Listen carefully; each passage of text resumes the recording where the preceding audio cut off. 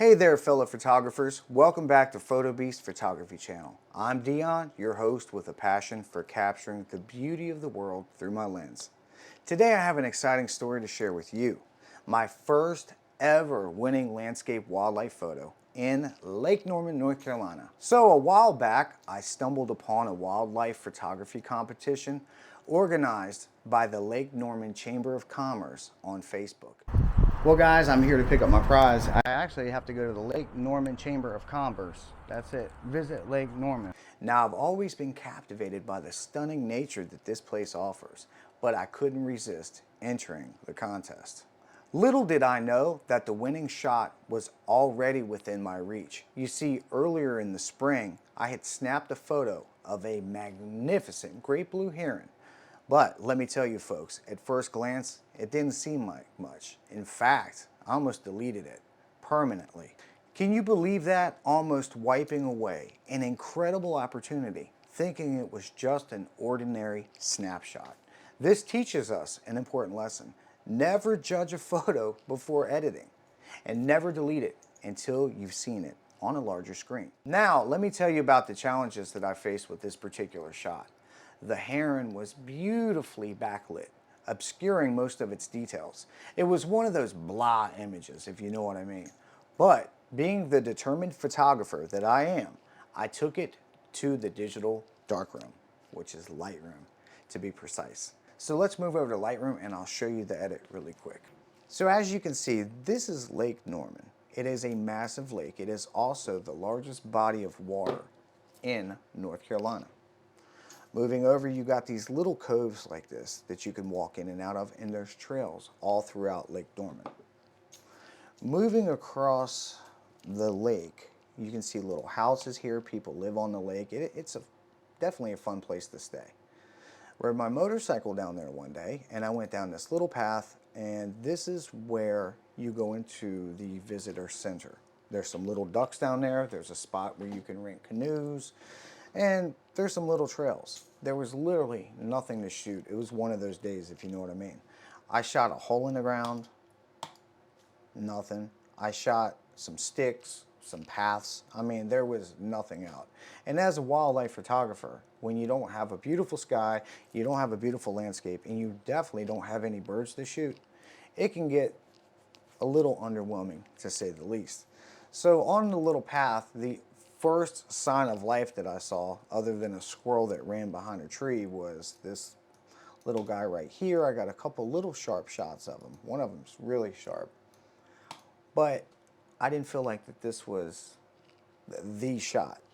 So I walked over and I saw these branches, and I was like, maybe I can get some light to come through the branches. And I was studying the lighting at this point, and I noticed that the light was facing to my right and the sun was starting to set. At this point, I walked down the path a little bit and I saw actually this log right here. Still no wildlife. A few moments later, as I walked about another 100 feet down the path, I looked back, and that's when I saw this guy sitting there. I pulled up my Canon R5, used the EF 100-400 Mark II, no teleconverter this day. The settings I was using were pretty much for landscape at this point. I was shooting 1/250th of a second. I think my aperture was f6.3 and I was shooting 280 millimeters. Now, as you can see from the bird here, he's not super sharp, but he is in focus. And this is not a bad backlit picture if you look at it. It's not at all bad, but you really have to crop in. So I took a burst of maybe 15 or 20 images. I got home and I looked at these and I was like, this really is some blah. You know, you ever get a day like that? Finally, one of the images, which was, where is this guy at? I think it was this image right here. I started seeing some of the backlighting going on. And I got this little idea when I saw this picture here, and this one here was one of my favorites, where he had the light on him. Over here, and in the end, I opted to go for this picture. The picture as a whole was just a little too busy for me.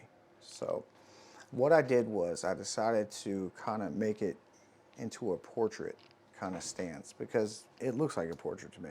So let's clean up this image really quick and I'll show you how easy it was. So normally you would take your image, you figure out what crop ratio you want. For this particular image, I went with a 5:7, hit the X key, and that gives me basically a smaller version of it. I brought his eye to the rule of thirds, to the line, put him right about here. I leveled the stick that he was on, or the log that he was on, a little bit more. And that was kind of my starting point right here. Then you can go in and hit auto and do something like this and then turn the exposure down and you've got some backlighting going on. I wanted to keep it kind of contrast heavy. With the highlights, I don't want to turn the highlights all the way down, but I do want to keep them out of the background.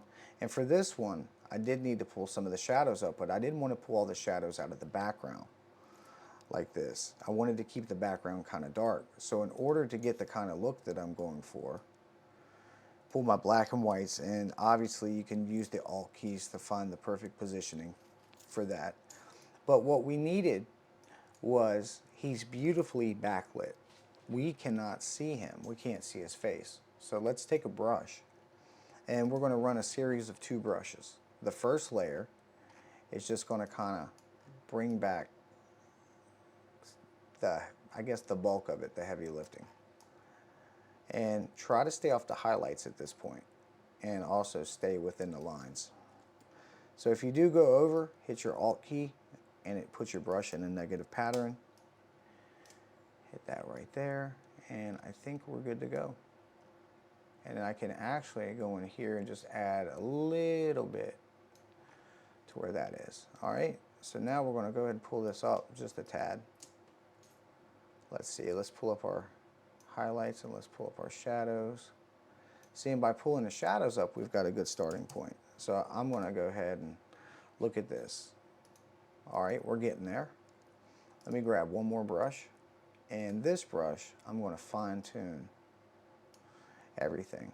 So this guy here, I'm just going to lightly turn the exposure up and pull up the shadows.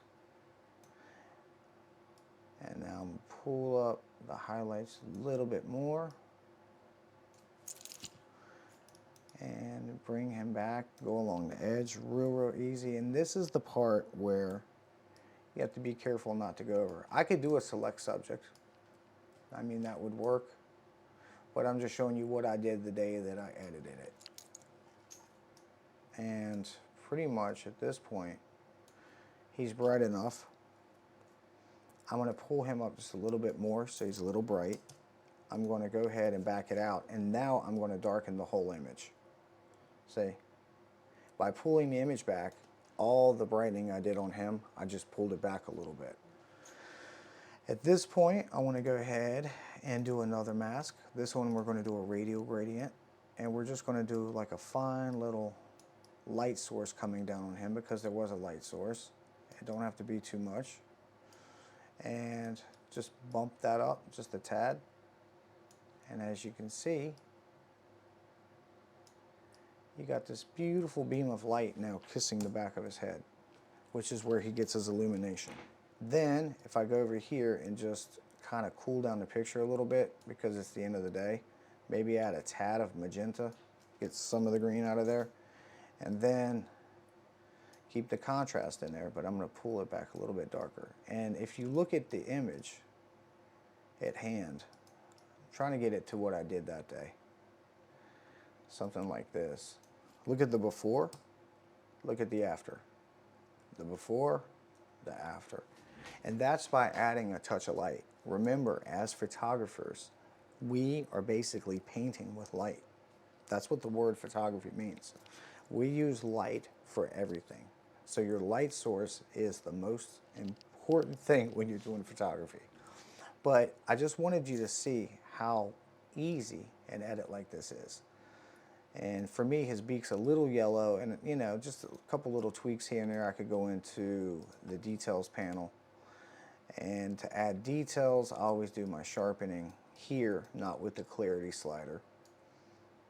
And I'm going to actually turn that down, bring the radius up, and then hit the Alt key for all of these.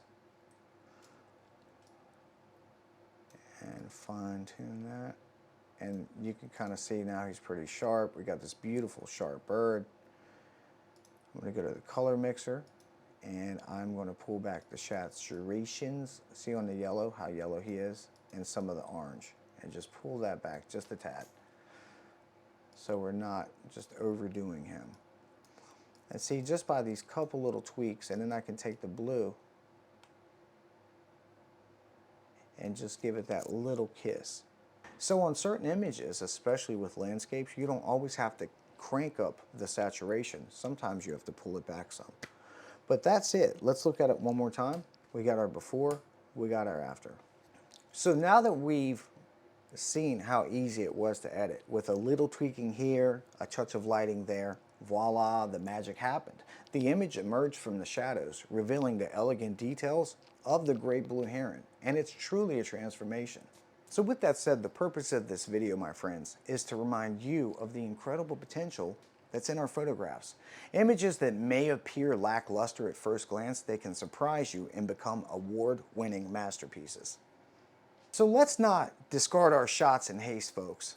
Give them a chance that they deserve. Bring them back to life on that big computer screen at home, and you might witness the magic unfold right before your very eyes. My point is, remember, as photographers, we strive to capture those breathtaking moments, and not only to inspire others, but also to remind ourselves of the beauty that surrounds us each and every day. And who knows, your image could be the next award-winning sensation.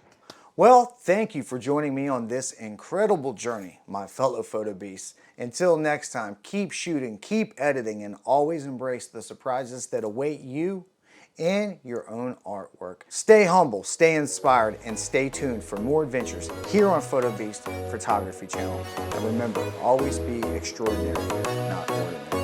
Thank you. If you like any content in this video, please like, share, subscribe. Help us out. We're trying to get to 5,000 likes and 1,000 subscribers. I love you guys. See you next time.